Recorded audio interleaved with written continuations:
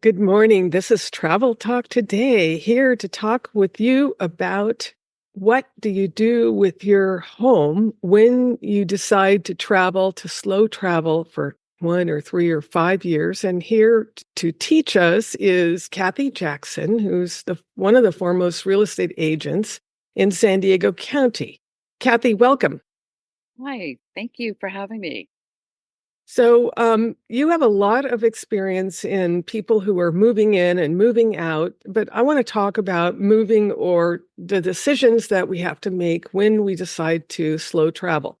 We may go off for a year and then decide to spend 5 years, but what do we do with the house we leave behind? What are our options?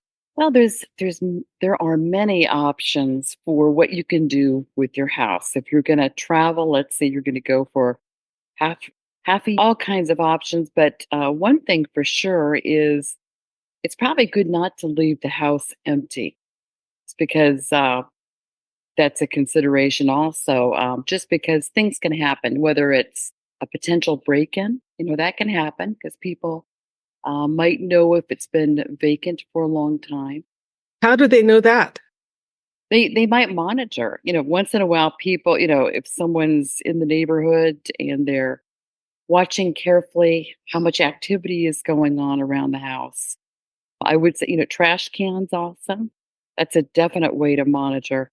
If they're seeing no activity there, they're not seeing any trash cans being put out or people walking out of the house.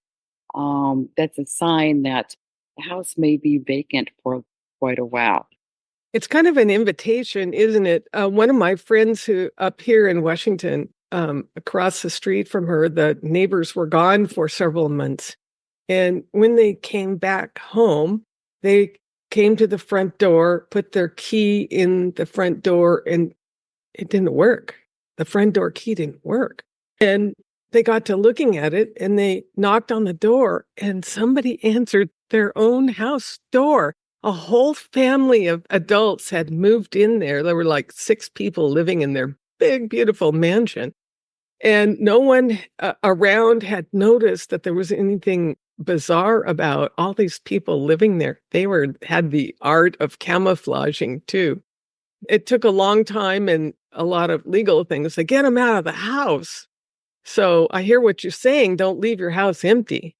That's a squatter type of activity where somebody could just move right in, and there's certain laws that can protect people in that situation. And I don't know all those laws, but it's just you don't want to have the house looking vacant for sure. And Mhm. not only that kind of activity, but also, what if a pipe broke and all of a sudden your house gets flooded, um, or there's an electrical fire? So really good to get someone to sit in your house. What are your options for your home when you go slow traveling? Slow traveling. There's really a ton of options, tons and tons of options. Of course, you could rent the house out, like Airbnb or VRBO. There's also travel nurses. That's a really good program where there are nurses that travel all the time and they might need a 4-month stay or something like that, half a year. It's a lot of nurses working that way. And I understand that the pay is pretty good for the rental, depending on how large the house is. If it's a smaller size and it's a traveling nurse, it's some good rental with that. So that's definitely an option for you. Also, there are sabbatical boards, if you call it that, where like at a university or something, if there's a traveling staff or professor and they want to exchange houses, they might want to put their house up on that board and say, hey, you want to consider staying at a house for a sabbatical. Ours is one, whether we trade or not, whether that person trades or not, it's an option. You get your Mhm. house filled up. I don't know. I really don't know if there's a fee or not with that, but at least your house is filled and you get the option of staying somewhere, I would think. So you could stay close to a university for example, in Europe for the same amount of time that you're giving up your home here in the States. So that's a pretty cool exchange. That because really is. lodging is one of the very most expensive things that happens when you slow travel. If you have to pay a nightly fee to a hotel or to an Airbnb or even to a private party, if you have to pay a nightly fee, it's going to cost you a lot of money out of pocket, at least $200, $300 a night at the minimum. If you're resort traveling, that's totally different because it goes on up from there. But if you can stay for free because you've used your house as an asset for exchange, that's a great possibility. Wonderful possibility. It could cut your travel cost in half, I would think. Yeah. Maybe even more. Well, you've done that a lot, haven't you?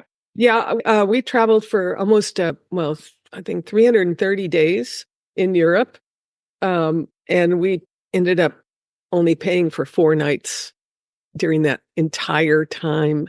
And we figured a minimum savings of $50,000. So $50,000 buys a lot more travel. That's a lot of money for travel or anything. That's a lot. It's like a large chunk.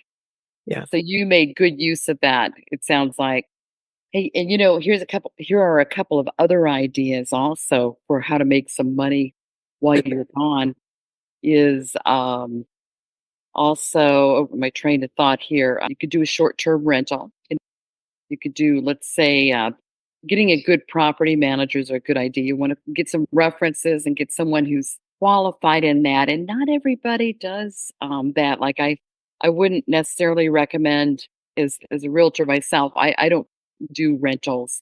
You got to make sure the person that you're hiring really knows what they're doing with that. It's a whole skill set, isn't it?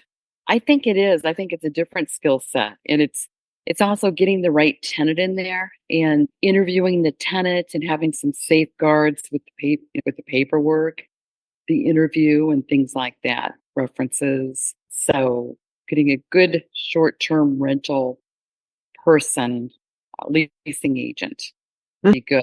Have you ever thought about the possibility of renting some storage space out? Now, I don't think this would necessarily help you with the look of the vacant house type thing, but I mean, you might have two things to do. You could get someone in like a short-term rental, whether it's a nurse or just someone that needs short-term from a company, a corporate type rental. That's another one that's a good type of a rental option, along with Airbnb. But the short-term rental people might even be better for the longer length of time. But rent out your garage if it's cleared up enough.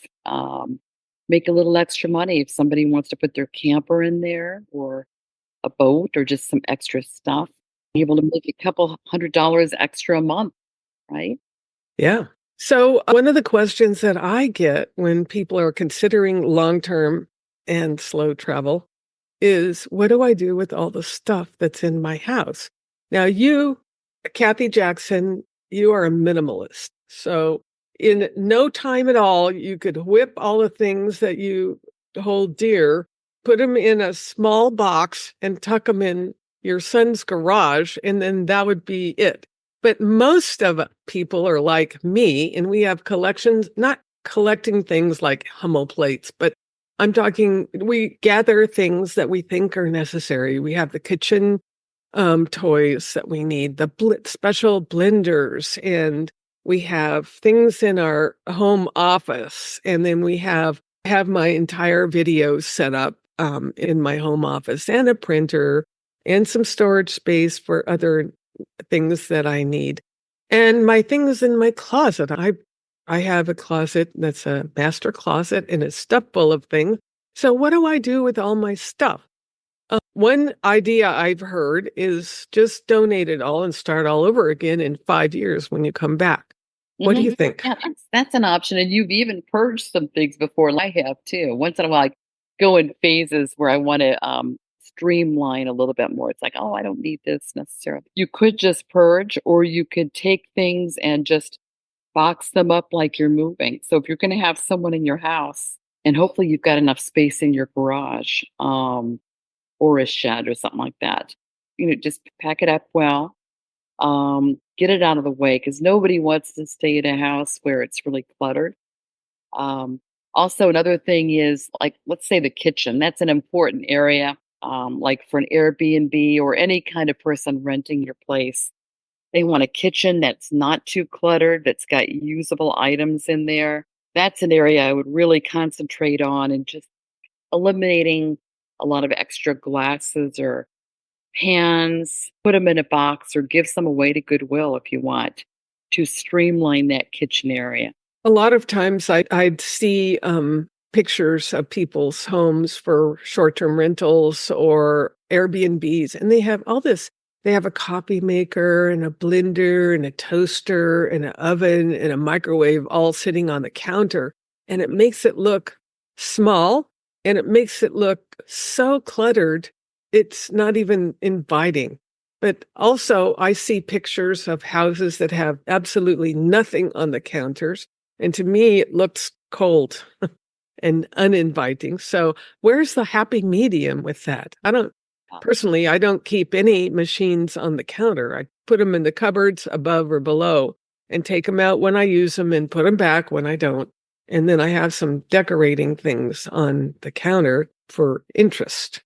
That's a wonderful question. And, some ideas you can get is from, for example, even on YouTube, looking at cooking videos. You could see how things are decorated just to get an idea. But yeah, you're absolutely right about the big appliances. I Mhm. would leave the coffee maker out, probably. Toaster in a good convenient spot, but all the other little things or the appliances, many other things like even the espresso machine and stuff like that. I put those away because people do like to see us streamlined, but with having the necessities out, like the toaster and the coffee maker, probably the microwave if it's not mounted somewhere. Want to have that out, but yes, very good question. I know with my kitchen, it's small enough that if I had much out at all, in fact, I gave away my Instapot and what's the other thing called? It's not a toaster oven, but it's anyway, it looks like the Instapot, but it's not. Anyway, they're a pretty good size. I got rid of those Yeah. actually. I don't wanna have them. I don't wanna make the room for them. And then that goes, well, I'm thinking about San Diego real estate, and you were talking about how the prices have just gone up and up and up. And Yeah. so if someone's traveling from a location where the prices are going up and up and up, would you recommend that they sell their house and then try to find something else when they come back? Oh, that's another interesting question. Yeah, we are seeing prices continually going up. A lot of areas, but especially here in San Diego. And I think if you're sure you're going to come back, you might consider keeping your place unless you wanted to downsize. So if you did want to downsize, you might consider just selling your place. Although keep in mind when you come back, it's almost 100%, not quite, but gonna be more it's gonna Yeah. be more expensive, whatever you buy.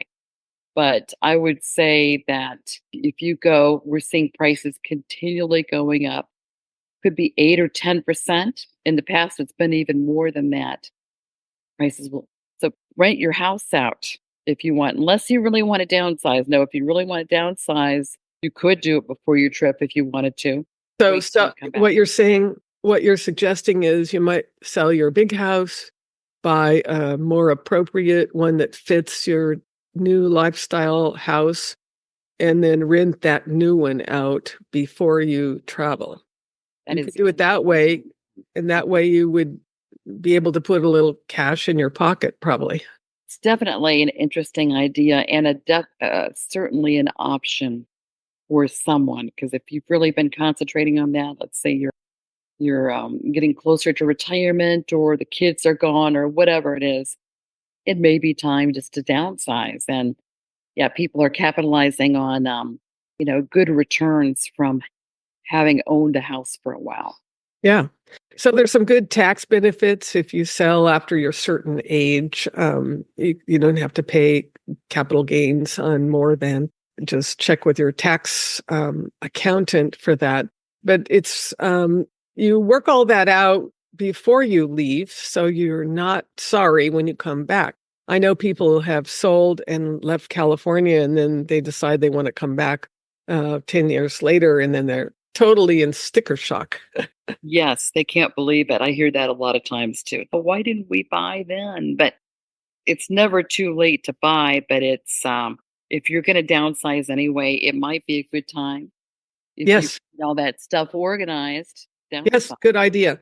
So basically, when you, excuse me, so as a person who is considering slow traveling and being gone 1 or 2 or more years and learning about the world, your expenses for living elsewhere are exactly precisely the same, except in a few countries, the food costs, for example, are really low. So whether you're gone or whether you live at your home, the expenses, except for your house mortgage or rent, are exactly the same. So you buy food, whether you're in Paris, England, or America, you buy the same amount of food and you cook similar things, probably. You might have a little bit more dining out experiences when you travel. You will have transportation expenses. So at home, you have your car, but often there's a car payment. Sometimes you're done with a car payment. So the transportation you have, depending on where you go and stay. If you stay in a city in Europe, you're not going to probably want to have a car. This sounds odd, but people in Europe, many people don't own cars. They use public transportation, and the trains and the buses are wonderful. They hook you up for all of the sites that you want to see. And so that might be a little bit more, it'll be different. That'll be your part of your adventure is to figure out how to do that. And then your medical insurance will be the same. You have the same cost. And if you travel overseas, the recommendation is to make sure your medical insurance covers wherever you go or pick up some medical insurance that covers globally. So it's doesn't really cost as much as people think it does to go live in Europe for a year. Did you ever, at one point when you were over in Europe, did you ever think about just living there full time? Did you give thought to that? I did, but Dan didn't. So you have to be in agreement with your spouse. That's true. But we That were there during COVID, so it was a whole different experience. I bet. But that's Yeah. interesting that you found that your expenses were quite similar, Yeah. of your and you did the pet sitting, didn't you? Yeah. Yeah, we Right, did. yeah. And But mention that. That's a in great way. house sitting, as a matter of fact, that brings up I have a friend who teaches people how to find luxury houses to sit. And what she said, and I think it's true here, I haven't read the contracts yet, but if a home, let's say on the coast of Spain, is a second home for a wealthy person, and these are the kinds of things that are available when you know how to get them. That's one of the things that I teach in my class is how to get these. But anyway, what she said is that if there's a problem, like you were talking about, the pipe was leaking and caused a flood in the house, it has been empty for 30 days or more. Insurance doesn't cover. Oh god. How's that for shit? I didn't Yeah. Ow. know that. That is something. And I haven't read my insurance policy here because I haven't wanted to be away from this house for 30 days since we've owned it. But it's a good thing to check on your own home if you're thinking about leaving it empty because you don't want to move out of it to use it for a rental. Pretty devastating. That would be devastating, and it could easily happen. Something like that could happen. So, Mhm. all the more reason to have somebody stay in it or rent it, right? Either one. Yeah.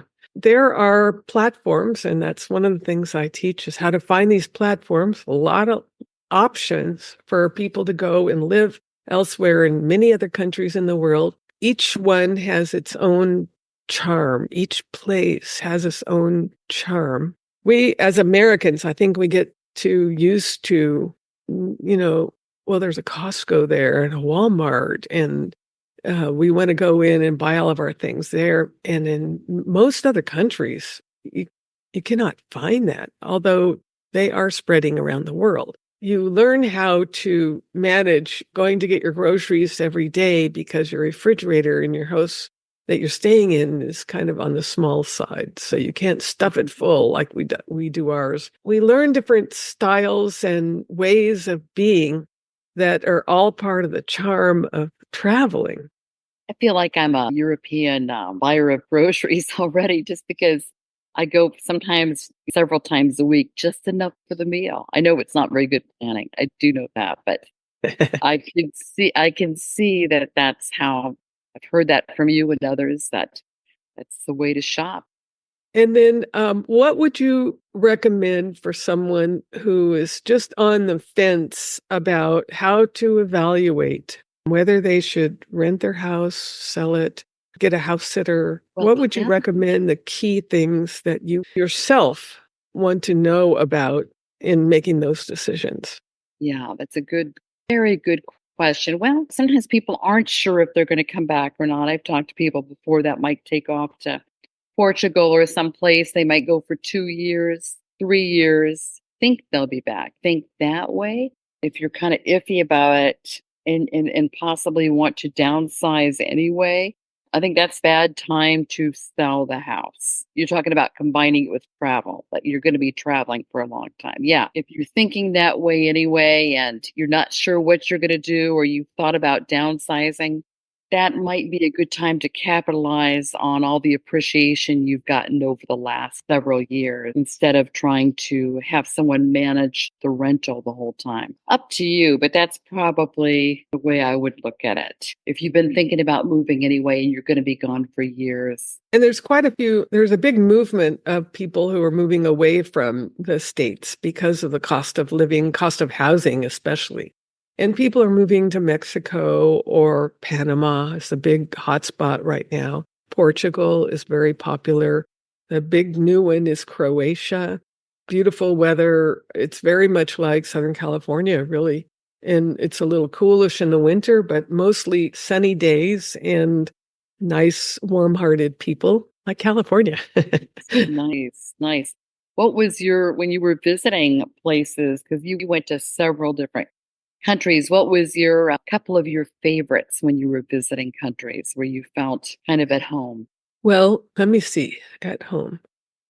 Our first, second, third pet sit, house sit in France was in the southern part of France, and it was in rural territory with rolling hills and a tiny castle. And it was ancient, ancient. And the person who brought us there had just had one dog, and her home was large. She served the people who were pilgrims on the pilgrimage for the 500-mile pilgrimage that goes over the Right. mountains. Nobody was there doing that while we were taking care of her place. But from there, we could visit all these villages and towns. And we had friends who came to see us from Bordeaux. And that area was nice. It was really beautiful, and the weather was nice. And I think probably the southern part of France, but in the countryside, is one of our favorites. There's another little town called Saint Antonin Nobel Duval. How's that for a town name? That was a medieval village right on a river. And we stayed there for a couple of weeks, and it was just gorgeous. It was during the COVID time, so none of the stores were open except the grocery store was open and the bakery was open. So we got a lot of good walking in and just enjoyed the sights and the rolling hills, and it was just beautiful. And Bordeaux was not that far away. And Bordeaux itself during COVID was interesting because grocery stores were open, and a couple of the cafes, you could sit on the streets and eat and look at people. That's a Mhm. pastime in France. Eat and look at people. They had a major, like an outdoor mall. And even during COVID, you could see hundreds of people walking up and down this outdoor mall, even if stores were not open. Some were, but not too many because of the rules without masks. We were like pretty shocked. People were walking around without masks. So in different countries, it took a while to get people on board with the masks for sure. People saved some money at that time, didn't they? Yeah. If they didn't order online or something. Yeah. That's right. So one thing that's on my list is Portugal. I hear that it's really beautiful and it's like California was 100 years ago. So I'm going to go look at it. So, That sounds really nice. I'd like to go there too. What about Brazil? Have you been there? no, I have not been to South America below Costa Rica. It was gorgeous, gorgeous, gorgeous. So, on your wish list, I know you have grandkids, so it's kind of hard to be away from them for a while, but do you have a trip planned? Oh gosh, I do have grandkids and I've got one more coming soon. Excited about that little guy. I don't have a trip soon, but I'm thinking, and I'm thinking about, I did just go just to Chicago. That was just a short, trip within the US, but I'd like to go to Portugal, Brazil. I went to Hawaii earlier the year. Loved going to Hawaii, even though that's in the United States. Loved it. Just, I always kind of like countrysides. It's a little bit of a preference, even though the culture of a larger city is fun too, and the foods and all that. But really enjoyed Hawaii and seeing the volcano monument. Uh-huh. Pretty neat, and some of the beautiful coastline. So I'd say next time, I've loved Italy in the past when I've gone to Italy, like Tuscany and Cinque Terre, Rome. I would love to go back there, even though there's other places I could certainly go see. So Yeah. when the time is right, I'll make some plans and do that. Yeah, take your grandkids with you. One of the best educations you can give your kids and grandkids is taking them traveling with you. Some of the people's questions that I get when we talk about slow travel is, well, what about my kids? Well, I say, what about them? Well, they go to school. And I go, what better school is there Oh, you're than right travel? about that. Then travel to miss anything that they can't catch up on. And bringing them for 6 months on the road or a year on the road is not going to put them back, but it's going to put them ahead because chances are they'll be picking up other languages. And that's really great for their brain development, no matter what the age is. And there's all kinds of benefits that I know of when people travel with their kids that they had never even considered. We ended up taking time off and our son out of school, and we went off to Greece for several months. And he had to speak Greek because he had a friend, a little was just about his age, and they played at the beach all day long. So he's picked up Greek in just very short amount of time. That's It's pretty amazing. And then he uses it even today because he goes to Greece and visits family members. right. And how fun, because that's your heritage, part of your Yeah. heritage anyway. How fun. So, and children pick up languages a lot easier than adults, don't they? Yes, they do. I don't think there's any reason not to travel, actually. That would be me. There's no reason not to travel. And slow traveling is definitely way to go because I've been on a tour before and I could barely whip my head around to see the sights. And we're off to another one. And it's very uncomfortable to move every night, every night, every night. And then I've been on cruises and it's a little bit different. You don't have to move every night, but the places that you go, you've got a short amount of time in each port to go explore or do your excursions, but living somewhere for months at a time gives you the real cultural experience that I look for and that I encourage my clients to look for is that cultural immersion in the language.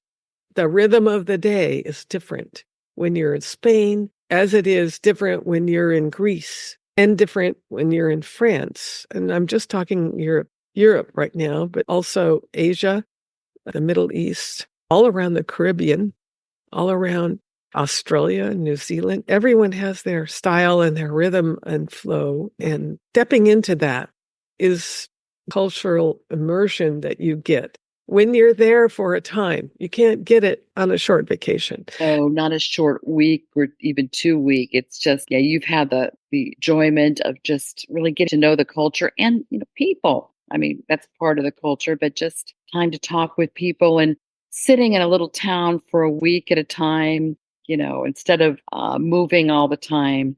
Yeah. And you could really soak it in and enjoy it like you're totally living there full time. What it sounds like.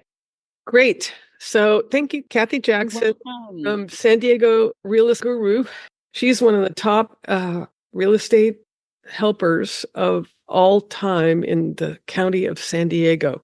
And if you go there and you're considering purchasing, or if you live there considering selling, Kathy would be your go-to person. Thank I appreciate your time and thank you so much. thank you so much. Have a great day.